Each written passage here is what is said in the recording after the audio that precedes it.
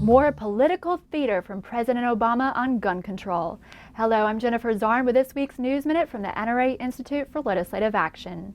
With his latest executive actions on gun control, President Obama has once again chosen to engage in political grandstanding instead of offering meaningful solutions to our nation's pressing problems.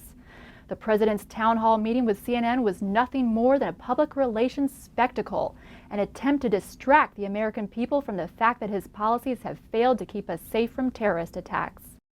President Obama's proposals would not have prevented any of the horrific events he politicizes to advance his anti-gun agenda.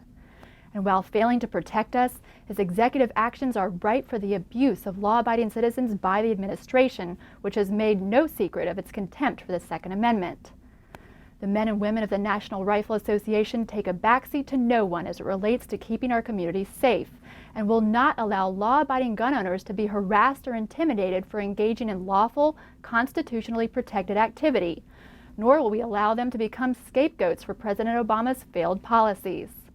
Turning to news from around the country, state legislatures are going back into session.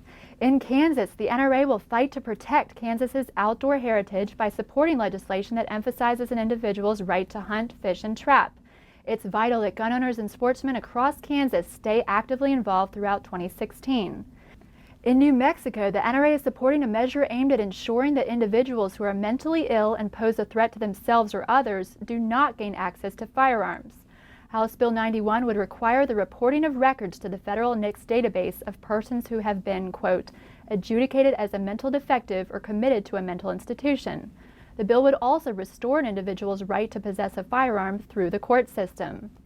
In New Hampshire, the State House of Representatives passed House Bill 500, which would make it easier for hunters to use suppressors. Sound suppressors help protect shooters' hearing, reduce noise complaints by surrounding residents, and increase accuracy and safety. If passed, New Hampshire would become the 38th state to allow the use of suppressors while hunting.